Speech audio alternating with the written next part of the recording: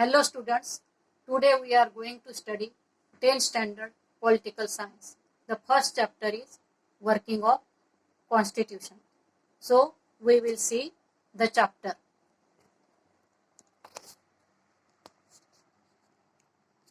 The Indian constitution has declared its objective to establish a secular, democratic republic. It has made extremely important provisions to ensure that the citizens get justice and their freedom is protected. Students, we will see all the working of constitution in this chapter. You know now what is constitution and what is the work or functioning of the constitution.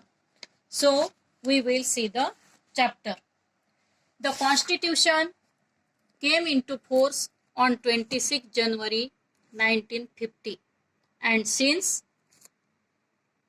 then the government has been working according to it. Our constitution came into force on 26 January 1915. You know that. And since then the government has been working according to it. In this chapter we will take a brief review of the three important areas: democracy, social justice, judicial system. Listen again. The three important areas in this chapter are democracy, social justice, and judicial system. In democracy, first we will see political maturity. Political system, political parties, you know. Democracy does not merely imply a representative structure. You know, many representatives, they are standing in the election in the political parties and they are elected. They are our representatives.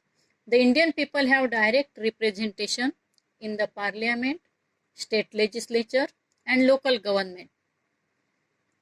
Holding free and fair elections at regular intervals is an important factor of India's successful democracy. Holding free and fair elections are the important factor of democracy. Second is right to vote. You know, students, you know right to vote. What is right to vote? The Indian constitution has made the provision of right to vote for adults. Indian constitution has given the right to vote to both men and women equally above the age of 21 years. This right to vote was given above the age of 21 years. The voting age was later reduced from 21 to 18. This age was previously 21, but afterward it was reduced to 18, which gave opportunity of political participation to the young generation in India. Such provisions have made India the largest democracy in the world. It is right to vote. After that, decentralization of democracy. What is decentralization? Before also we have studied this. What is decentralization of the power? Decentralization means division of power. We know that all the administrations of the country is not manageable from one place. Therefore, power is divided into central and state.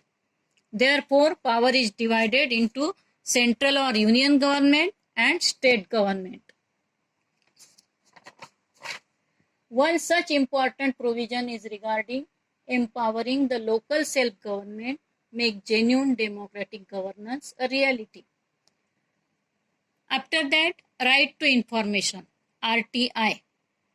You all know this. Right to information, RTI 2005. Increased communication between citizens and government helps in strengthening democracy, in building a relationship of trust between them.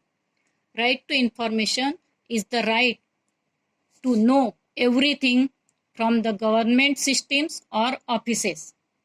Citizens have a right to know about the functioning of the government. The government of India gave the right to information to the citizens of India to ensure transparency and accountability, which are the important hallmarks of good governance. Right to information has made the government more transparent and has reduced the element of secrecy. Means no any hidden work is there between people and government working. There is transparent and no secrecy. Transparent work and no secrecy. This is right to information. Means we can ask any questions to the government offices or any institutions. Students, second factor is social justice and equality. Social justice and equality are the important objectives of our constitution. In this field, we will see all these points. Policy of reservation of seats.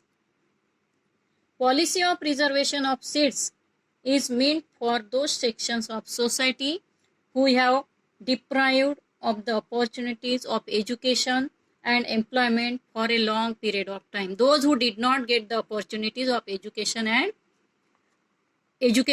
employment for long period of time. Therefore, in educational institutions and in government services, some seats are kept reserved for scheduled caste and scheduled tribes and other backward classes also. This is known as policy of reservation of seats. After that, the Scheduled Caste and Tribes Prevention of Atrocities Act. This is an important act for establishing social justice and equality. In society, social justice and equality should be there for this scheduled caste and scheduled tribes. This act prevents any injustice against the people belonging to scheduled caste and scheduled tribes, and any act of atrocity committed against them is liable for punishment. If any unjust action is there with these people, they are liable for punishment. Then provisions for minorities. The Indian Constitution has made several provisions for the protections of minorities. This is a provision for minorities which fundamentally protects their right to equality, freedom, right against exploitation, and cultural and educational rights. Minorities are the people who are present in less number in our country. Their freedom, their education, and right against exploitation should be protected, and therefore cultural and educational rights given to them under these provisions for minorities. Laws relating to women and provisions for representation. For the upliftment of women, for the welfare of the women, many laws were enacted by the government in our constitution. Taking into consideration the problems of women, several policies have been adopted. The right to have an equal share in the property of the father and husband. Women are getting equal share in the property of father and husband. Dowry Prohibition Act means Dahej Virodhi Kanun.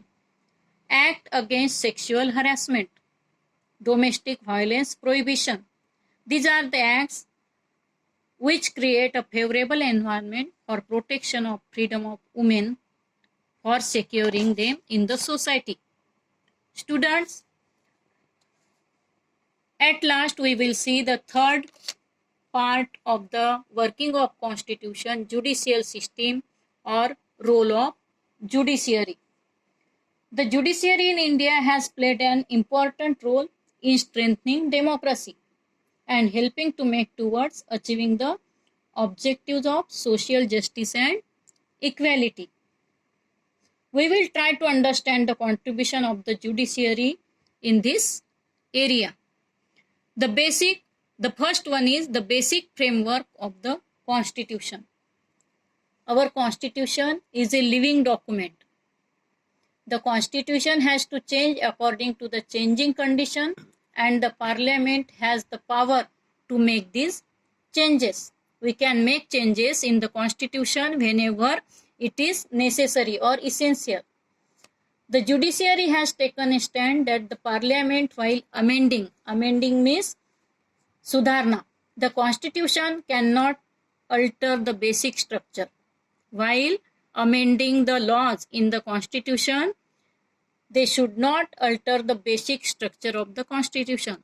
The basic structure of constitution should not change. Second is significant judicial decisions. Some of the important subjects on which the court has given judgments include rights of children, protection of human rights, protection of the honor and dignity of women, individual freedom, and tribal empowerment. In these fields, judiciary system has given the significant decisions. In this chapter, we took a review of the constitution and the working of the government on the basis of the constitution in the context of Indian democracy. In this way, we have seen the chapter working of the constitution. In the next chapter, we will study the election process in India. Thank you, students.